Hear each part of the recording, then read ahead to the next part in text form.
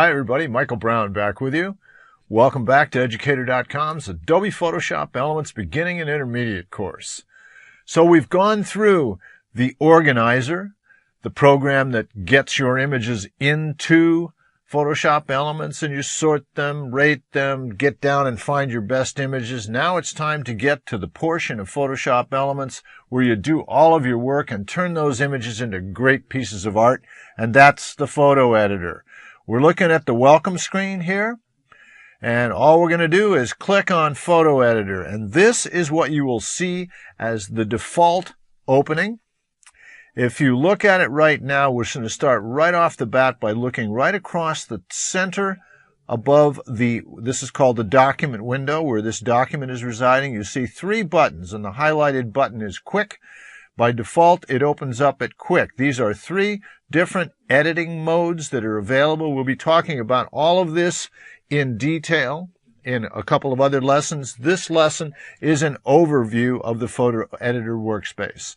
All right, so it opens up in Quick Edit. I'm going to give you a really quick look at Guided Edit. Quick Edit gives you some options. Guided Edit is if you wake up in the morning and can't remember what your name is, it walks you through everything you want to step by step. Very, very cool. But we're going to be dealing in the workspace mode that you'll most often use, and that is the expert mode. And that's what we're looking at right here. So, in this lesson, Photoshop Elements 11, the photo editor workspace, I want to open up one other file here very quickly because we're going to deal with that one as well. And there we are. This is the Photoshop Elements 10 workspace, and in comparing the two, you'll see that the similarities are right there. Let's go through the details of 11 first, and then at the end I'll give you a quick comparison to show you how similar they are. The most obvious thing for those of you that may have 10 is that you see the Quick, Guided, and Expert buttons are in the center at the top. And over here in 10, you notice there's nothing at the top, and it's a dark interface. That's another story. On the right side, you see three tabs: Edit, Create, and Share. Under the Edit tab, you see it's hard to see it. Let's zoom up. I can show you. You'll see a full, Quick, and Guided. There's the Quick, there's the Guided. The full edit in Elements 10 is exactly the same as Expert. All they did was change the name. All right, let's go back. To start with, before we even discuss the workspace itself, let's get our preferences set. This doesn't take too long, but it's an important step. You need to have everything set up properly, and you won't have to deal with it again. So, for those of you like me who are on a Macintosh, this is the Macintosh version, go to your Adobe Photoshop Elements Editor drop-down menu in the upper left-hand corner, down to Preferences, over to General, and you get the box.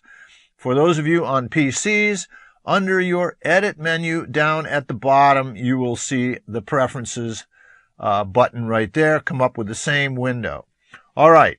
By default, the color picker is Adobe. You have an option, Apple or Adobe. Adobe is the best. This is the way to leave it.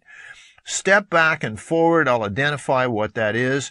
On my Mac, it says Command plus Z and Command plus Y. On a PC, it's Control Z or Control Y. What this allows you to do, if you're making moves, doing things on an image, and you've done several things, and you want to go backwards a couple of steps, you can always use Command on a Mac, Control on a PC, plus the letter Z to back up successively, step, step, step, step backwards, and then you can move back forward by going Command on a Mac, Control on a PC, plus the letter Y. You can also do this down at the bottom left side of the workspace. Notice this Undo button that I'm looking at down here, and the Redo. It's the same thing. All right. Under the options here, everything that's checked is really good.